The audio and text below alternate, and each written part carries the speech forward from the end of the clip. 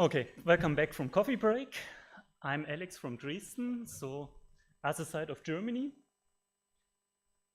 Probably a lot of people seen me already, and today I'm not talking about EasyBuild, not about TensorFlow, not about PyTorch, but something that I'm doing basically that is what I do when I'm not doing EasyBuild. So, title of the talk is pretty much stolen from a paper from Göttingen. So if you want to know more about it, that's the exact title of the paper. Put it on Google, you find it, and the reference is at the end of the talk. So let's dive right in. First, the motivation. Well, you probably know that all researchers come up with ever more sophisticated methods that require more and more compute power or more compute time. So it doesn't really work on their local machines or their workstations anymore.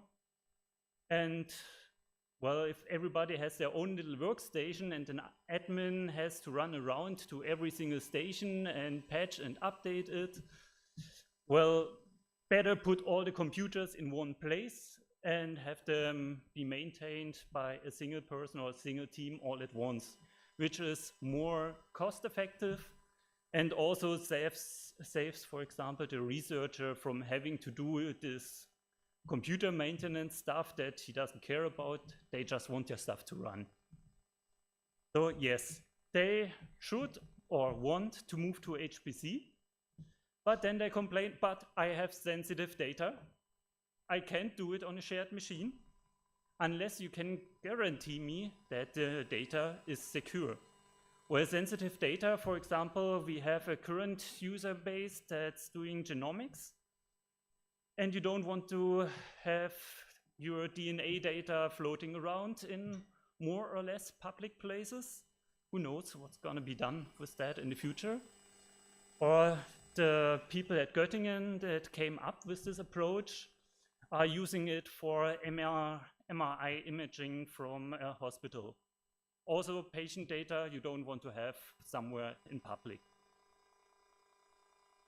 So just a quick schematic of how a usual user uses HPC.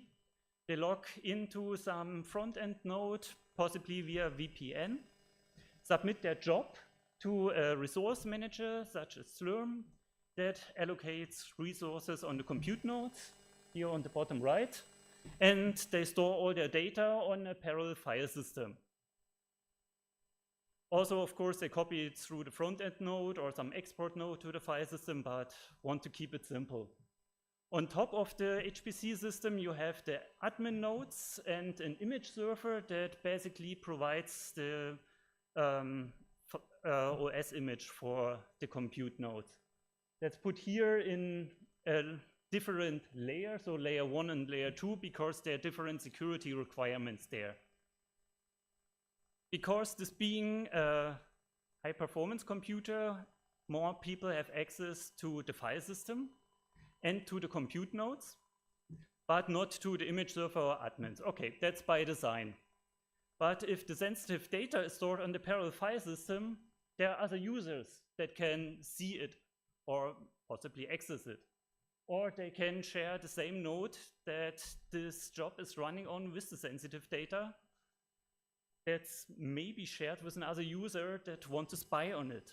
Because not everybody is a nice user. There are also those bad guys. Maybe voluntarily want to compromise the data, or even just, okay, I didn't know what I do and now I see all this private data here and what shall I do with that? No. We assume the bad case, so someone is really trying to get access to the sensitive data and do whatever malicious thing they want to do with it. So there are three main challenges there. First, the data on the shared global file system that can be accessed by pretty much any admin user that has root access, and by other users. And of course, you can use the Linux ACL to limit who can access the data, but an attacker can, through some security vulnerability on some of the front end or compute nodes get root access and access all the data anyway.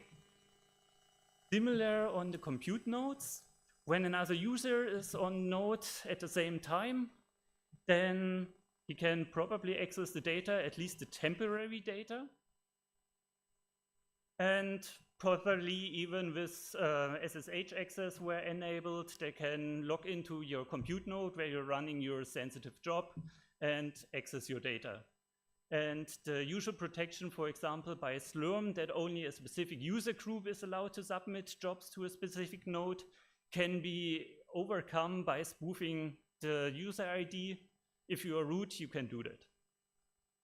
And we basically assume an attacker can gain root by some means. New vulnerabilities are discovered pretty much every second day. So we can protect against all of them. And even if the data was fully secure, the software could be manipulated, that whenever the specific software is done by a researcher, it reads the data first, copies it to some other location controlled by the attacker, and then maybe even does what the researcher intended, so they don't even notice that something is going on. This comes in 3 flavors, so modules provided by the admins, loaded via lmod, or containers that the researcher provides. They are stored on the global file system, so again, can be compromised by attackers. And the system software running on the node can be manipulated by a user that has run their job, for example, before that researcher gets their job on that node. So we also have to assume a node where somebody else that we don't trust has been on before cannot be trusted anymore. So what we implement is a generic workflow. So we want it to work with whatever the researcher needs to do, that protects the data on the global file system, that protects the node against any user that shouldn't be accessing it, and ensures also that the software the researcher uses is exactly what the researcher intended and not manipulated. And we have to do some assumptions for this to work at all. That's why I showed the image server at the start. We have to assume that this is in a security layer that's highly protected and hence secure, and that this node can pull this image from the node, from the image server, boot it, and be exactly that. So we need to ensure this, otherwise we can't even start. And of course, we have to assume that the local system of the researcher is secure. If that was compromised, the data is already compromised, so we don't even need to start.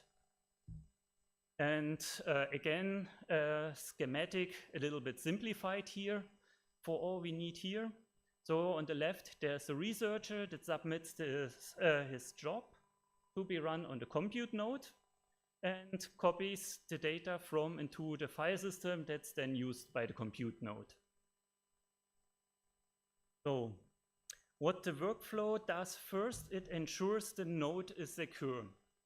We isolate it by employing the firewall and disabling any service running on that node. So there's no more SSH access because the SSH daemon is not running anymore. Similar for any other daemon that might allow access from outside. And the firewall would be configured to only allow access from or connection to the Slurm controller and to the file system servers. So pretty much that we narrow down the ways to access the node to only the Slurm controller. So the user who wants to run their job on the node or execute any code on the node has to go through a Slurm job. And the Slurm daemon running on this node, which is now isolated enough, gets this job from the Slurm controller and decides if it wants to run it or not. And it does that by checking if this batch script that was submitted by someone is signed with the correct key. And only if this key is correct and known to the secure node, then the job even starts. This way we are protected against any attacker that can gain root on spoofed user IDs or anything, if they don't have access to the private key that the researcher is supposed to use for the signature, they can't run anything on the node. In the second step, we need to protect the data. We do this using LUKS containers. This is very nice use for the data here because it's basically a file that you can mount to some folder when you provide a specific key, in this case a symmetric key, and then you can just treat it as if it was a folder or any other mount point. So from the viewpoint of a software, it's transparent. If it reads data from this mount, then the data is decrypted on the fly, and any data it writes to is automatically encrypted. The software doesn't need to be modified. It's all done by the Linux kernel. And of course, we have to make sure the user puts their data in one of those containers on their system before they move it to the parallel file system. And there that is then secure because no attacker has the key required to access this container. We do it similarly for the software. Most researchers use Singularity anyway, or at least are familiar with it. And similar to the LUKS containers that are transparent for data access, the Singularity images are mostly transparent for executing software. You just tell it where you want your data mounted inside the Singularity image and run a command inside the Singularity image similar to how you would run it outside of a Singularity container. And you can encrypt the Singularity image. When you then provide a key on the secure node to the Singularity image and the key doesn't match with the key the Singularity image was encrypted with, then it won't be able to run any software inside that container. So an attacker cannot modify this image without knowing the key. Final piece of the puzzle, of course, is what do we do with the keys? We have two keys here, one for the LUKS container and one for the Singularity image. And this needs to somehow get to the compute node. And we don't copy it directly there, but we upload the keys to a key management server, in this case Vault. From Vault we get an access token that can be used exactly once to retrieve the key that was uploaded. This access token is then put into the batch script, which is then copied to the file system, submitted to Slurm and run on the node. The node then again communicates with the key management server, provides the token, gets the key, and this key can then be used to decrypt the data and access the Singularity image. Of course, now we have this issue that if we put the token inside the batch script, put it on the file system, someone could read this batch script and extract the token. For this, first, the tokens are short-lived, so they expire after a couple hours. So there's a small window where they could be read at all, but that's not secure enough, so we encrypt this batch script again with an asymmetric key that is the public key of the node. So again, the node provides its public key, the user encrypts his batch script with this public key, and only the node can then decrypt this data and access the tokens. And again, we assume the node is secure, so nobody else has access to that private key and can hence access the tokens in the encrypted file.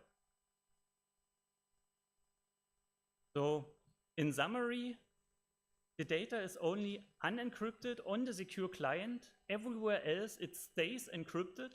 It is only decrypted on the fly while accessing the data. It is fully transparent, so it works with any workflow that is currently in use by the researchers. They just have, if they're not doing it already, put their software into the Singularity image. And hence there are no data leaks possible because there is no point in time where the data lies somewhere in an unencrypted way.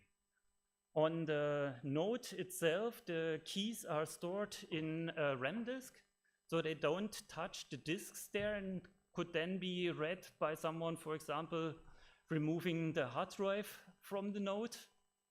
But should be assumed anyway that nobody that's not authorized to do so gets access to the machine itself. But still, if at some point in time later someone gets access to the secure node, they could, through some other means, access what has been stored on a drive, but not on a RAM disk. And finally, as mentioned, access to the node is highly restrictive by checking the signatures and not allowing any interactive jobs, SSH access, or any other service, including admins. So even admins are locked out of the node once it's started. And because there are only trusted users on the node, so a specific user group, even if there was someone else before, it was a colleague of the researcher that is running their current data, and if they trust each other, then that's fine that they share the node. So of course this also means that different groups need different secure nodes for that. There can't be a shared node, at least not without rebooting first a different image made for that group. And this then is also important because if you mount this Lux container on the secure node, it is available as a regular folder, to say. If someone else would be at the node, they could access this seemingly decrypted data. So you really have to ensure that no untrusted user is currently on the node while you are on. And to make it as resistant to user errors as we could, we provide a lot of scripts. One weakness of all the security and encryption stuff, as usual, is how do we make users use this securely? So how do they generate keys that are secure enough, and how do they encrypt their data in a secure way? Everything here is wrapped in scripts. So that's all bash scripts, again for compatibility as much as possible, which creates secure keys for the singularity image and the Lux containers, does the encryption, does the mounting and unmounting and everything for the user, so that most of it is automated.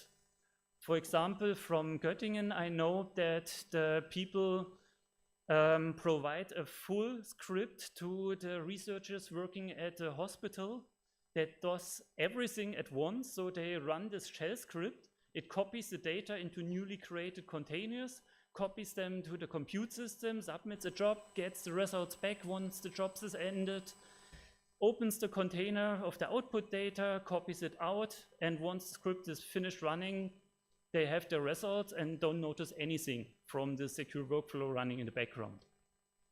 This is possible. We are not going all that way, but we provide at least the building blocks to do what the researcher wants. We don't want to restrict what they are doing. And again, if they do some mistakes with these access tokens, they expire after a short amount of time, and then the secret on the vault cannot be accessed anymore. And it is, as mentioned, a single-use token, so once the job has started, the token is worthless because it has been used already. As mentioned, this is the reference paper from Hendrik Nolte and colleagues in Göttingen, and currently Trevor from the GWGG is working with him, doing presentations and workshops, if I remember correctly, at the next IC about the secure workflow. So check this out too, and I'm open for questions.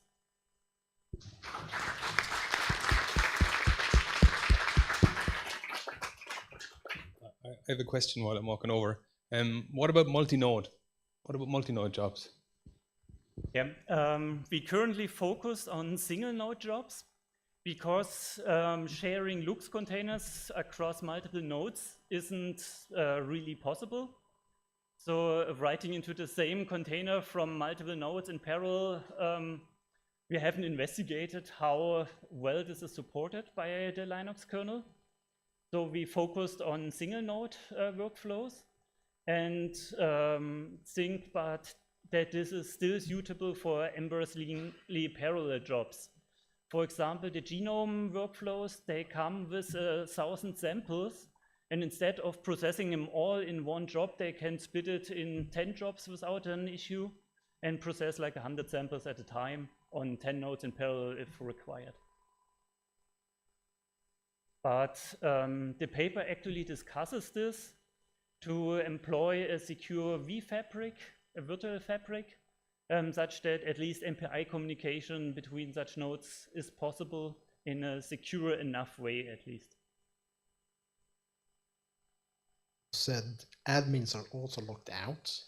Are they also locked out from the management interface of the node? No, because there are backdoors there. Yeah, that's going back to that image here I have at the front. The idea here is that admins do have root privileges on the compute node, on the global file system and everything. They need to provide some more authentication to access the layer 1 security, the admin nodes and the resource manager, but even more to access this image server. So we need to make sure that this image server is secure, but we can protect against a rogue admin, of course. I mean, if you have a compute node, you usually have the management port. The IP my something. Are they locked out from that too? Or only from the normal access ways? Because on some of the systems, you could actually bypass things and mount things into the BMC from the node when it's running. So you could actually gain entrance that way. Yeah, that's at least where the firewall comes into play. No, because that network usually is local, internally, what our side. It's a completely separate network, yes, but the admins always have access to it. So you could IPMI into the node and wrangle yourself into accessing data on the node, on some of the management controllers that are out there. Okay, I have to admit I don't know that much details about that, but the idea that's in the paper is really that nobody has access to the node itself once the node is booting. So the admins have to provide some very secure way to access this image server, and the node has basically to ask the image server to pull the image from and boot. There should not be a way the other way around. So yeah, that needs to be done in a way that it isn't possible for an admin or somebody impersonating an admin to access this node. Yeah. Thanks for the talk. Actually, you just solved one of the problems that we have on the table now, because we have also the hospital that wants to use the HPC. And one question, you said that on the compute node, you are shutting down everything, all the services like SSD and stuff. Does that also apply to monitoring and logging? Are you blind on those nodes if they crash? Basically, the most important thing is to shield the node against any access from outside. And it is a little bit gray area how much access you grant from the inside. So for example, there was recently a discussion if we want to allow downloads from the nodes, because researchers often try downloading a reference genome dataset from somewhere. And it would be convenient if they can do it from inside the node. But then again, it would be more secure to even block any HTTP connection going from inside the node and have them provide this reference genomes, for example, in containers. So you can have that firewall configured to allow logging to some outside servers, but not the other way around. Okay, So thank you. there is some monitoring capability. Okay. Yeah, I was wondering if there was like the paper, does it have design documentation for how that was actually implemented? Like that seems like there's a custom Slurm plugins behind that, at least some plugins, maybe some core code, or Sorry, can you repeat? does it the like question? does the paper provide like information about how this was actually implemented? Because it feels like there's a lot of custom stuff that should happen on the job scheduler side to make that happen, right? There's a custom Slurm plugin in there somewhere. So no, there's no custom Slurm plugin. It's just, or the whole workflow is mostly a collection of bash scripts.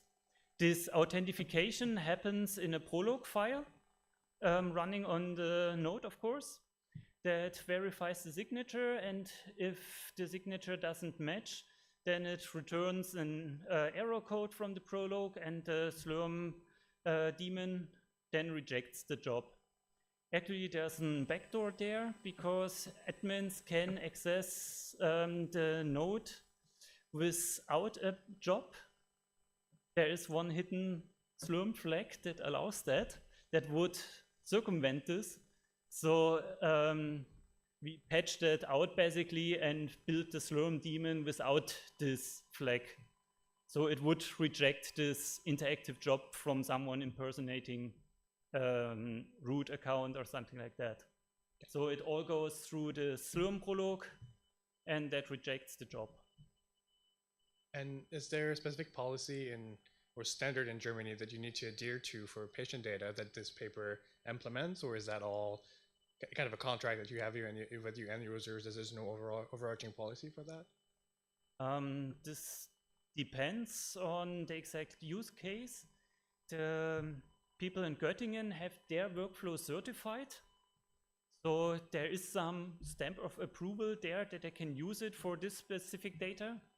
And probably the certification is more general, so they can use it for a whole class of use cases. So yeah, there is some. Was the certification local to Göttingen, or there was some, like, is there a standards body in Germany that said, yep, this is good for this kind of patient data, or? I'm sorry? I have not. I was just kidding. No, but it's helping because we also work with clinics, still working with clinics, and it really depends on the state. And so it can even be different in Berlin and a couple of kilometers outside of Berlin, because data protection laws are a state government thing in Germany. Federal Republic, it's crazy, but it's like that. Yeah, and not all of the scripts and not the final scripts in productions are actually public. This is also a small layer of security that the scripts are not known to everyone, so a weakness is at least harder to find. But conceptually, there is not really a weakness left. But yeah, who knows? Thanks for a little bit, yes. I have objections with that, but make it harder at least. Why not? Thanks for an interesting... Sorry, I'm going for an online one. Well, online free questions. Has there been any thoughts around having the encrypted Aptainer Singularity images attesting to their own state before running user work? The question is if you can rely on the software running in the container to be secure? Or what was it exactly?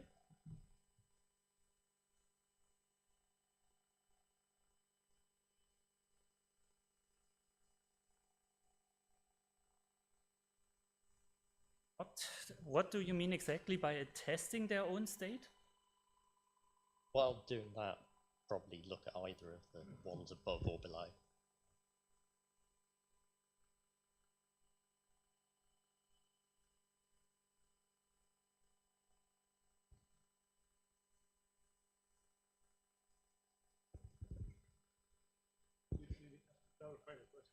Yeah, sorry, I don't fully understand the question.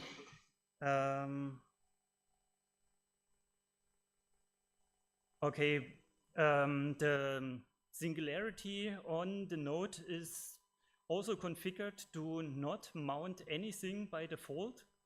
So the user has to specify exactly what to mount.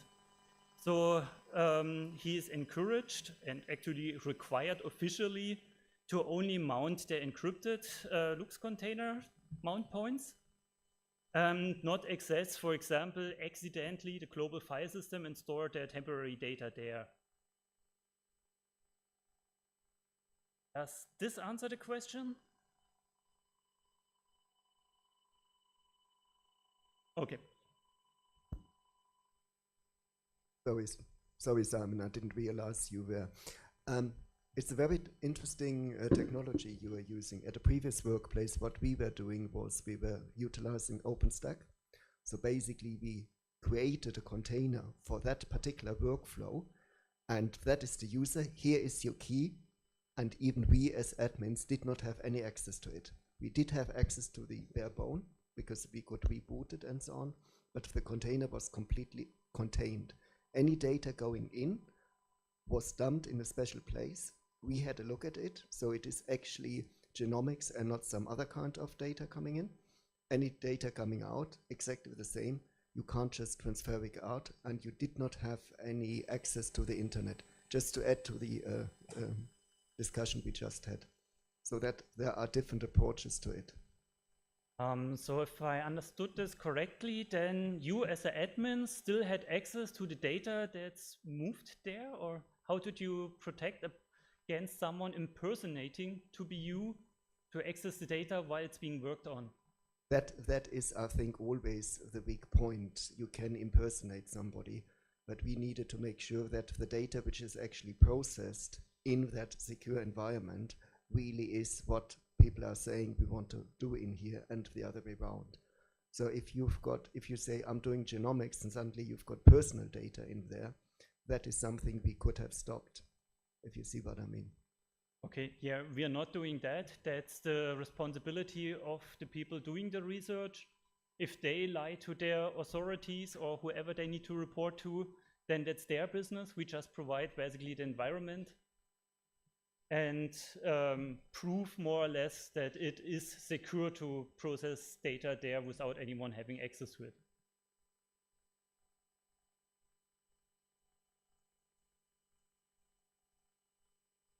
Just a small curiosity, encrypting everything like this, does it make it more difficult or even impossible to offer some also backup solutions? Because to my experience, users tend to lose their encryption password and their encryption keys. So how do you work around that?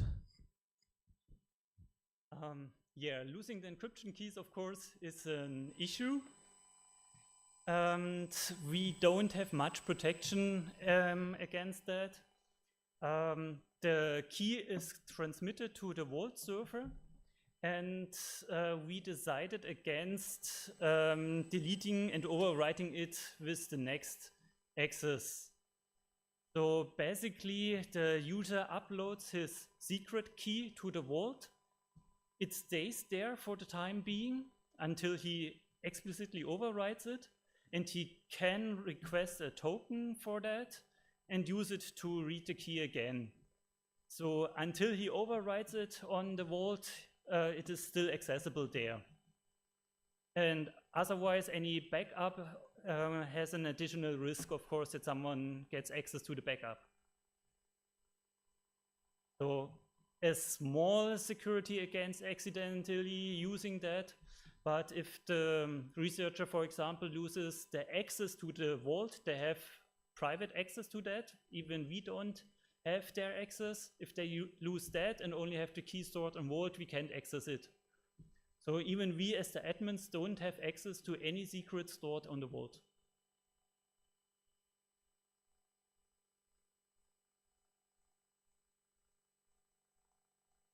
Okay, thank you.